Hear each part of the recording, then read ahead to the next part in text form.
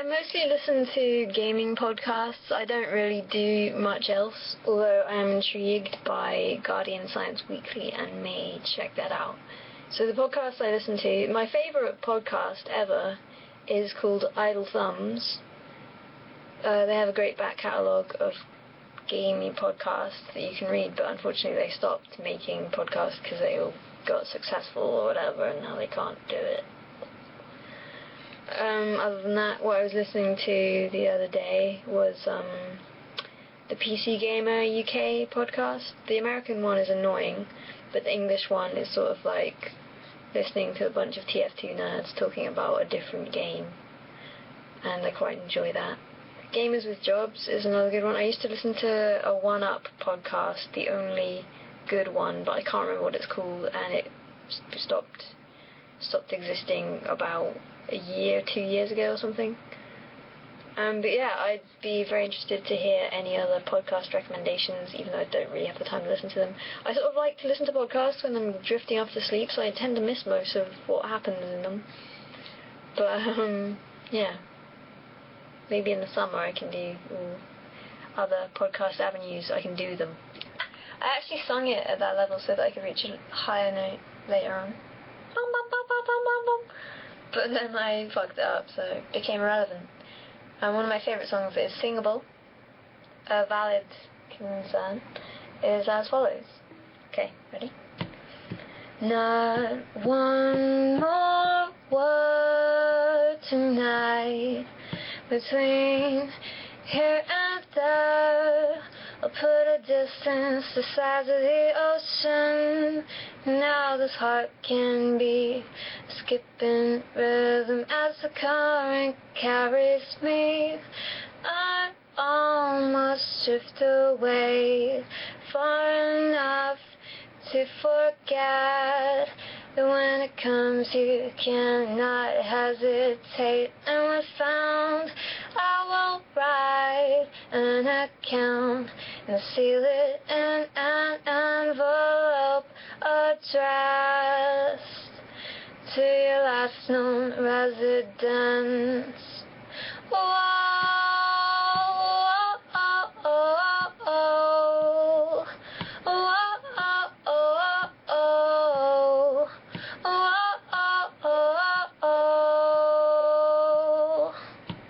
And we sink, and we drown, and what is lost can never be found.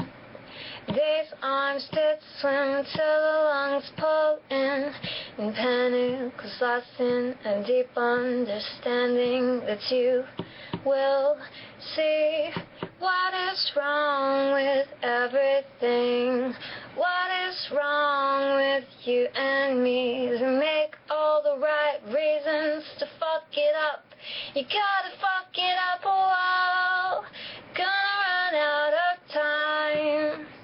There it goes, goodbye. It just means that whatever you just said now means something else. It's like a double entendre maker, but it's directed at the person. Is this just me who feels like this about it? Fuck. If you use winking faces, especially if you use them like with chicks, just quit it. It's horrible, it's a horrible thing. I'm not talking to you specifically, I'm talking to anybody who happens to watch this. Just, please don't ever do it. It's disgusting, unless you really want to fucking cyberbone them. Because then, I think that goes down really well. I don't think they're comparable in the slightest. It's my dog that I've had for 12 years. 12 years. Or a stranger at a game expo who wants to hug me for no other reason than they've seen me on the internet. That's weird. And although maybe there is a slight peppering of autism on the meal that is me, I don't think that's making itself apparent in my response to that.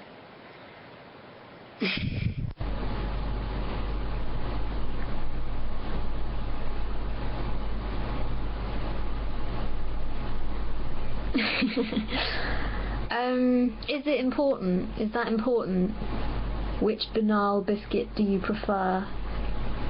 I don't know. I'm so ambivalent to both of these biscuits that I find it difficult to put one anywhere, let alone ranking them. Well, I mean, they're fundamentally different biscuits, aren't they? Because digestives are savoury, or they pretend to be and are successful enough, whereas custard creams, in the opposite direction, they pretend to be but aren't really a sweet biscuit. If right this instant I had the option of a digestive or a custard cream, I think I would choose the digestive. But that was a hard thing to call right then. You're correct. I'm from Somerset, and I do have a faint hint of West Country, and it's not going to go away, I don't think. Most of the time I don't notice it, but sometimes I do notice it, and sometimes other people notice it, as in this instance. That is the world of my accent. The way I say quark would in America be said quark. The R is just out of control there, as he often is in your way of speaking. Let's have a conversation about quarks. Well, let's have a conversation about quarks, and just cut that little R out. That little R needs to know its place, and its place is alongside all the other letters, with no favoritism or higher stature. Stature. And the other way is quark, which would be quark. Again, the R is all over that shit. Why would you say that? Why would you ever say that? Doesn't it hurt your soul? Because it certainly hurts mine. Well, pseudo-solipsism is what got me where I am today, in terms of this is me. I wouldn't be this otherwise.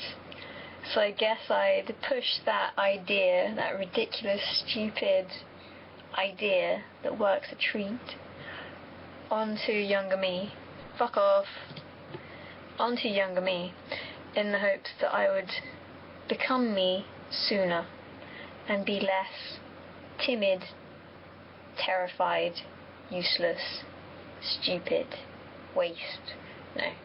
Just to push the process along a little bit more speedily. I bought a book by Ian M. Banks called Consider Phlebas, I don't know, from a book sale thing that was outside in the heat, in the sun. It was a good book thing outside in the heat and the sun, but it was more than I expected to pay. Anyway, that's a book I'm planning to read. I also have a pile of sci-fi that I plundered from my dad when I went back home for a little while. So there's those. But yeah, Ian M. Banks, I've only ever read his fiction, and I think I only ever read The Wasp Factory.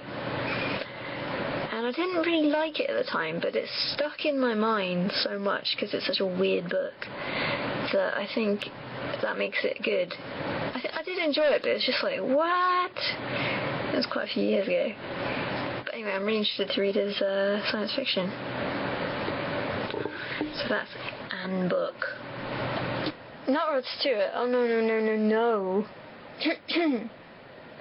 Don't tell me it's not worth trying for. You can't tell me it's not worth dying for. You know it's true. Oh, everything I do it for you. Fear. Just terror. I'm afraid to fail, and that's why I learn things. Basically the only reason. Is it? It might be. I'm interested in these things when I don't have to learn them. When I have to learn them, it's like, but it's like exams, and that's the point where I have to look at it all. Just motivated by fear. My number one recommendation for people who want to learn about anything remotely academic but don't know much about it is to download Teaching Company lectures. The Teaching Company is a company who teach on video. Fortunately for us, that video is then distributed throughout the world of torrents.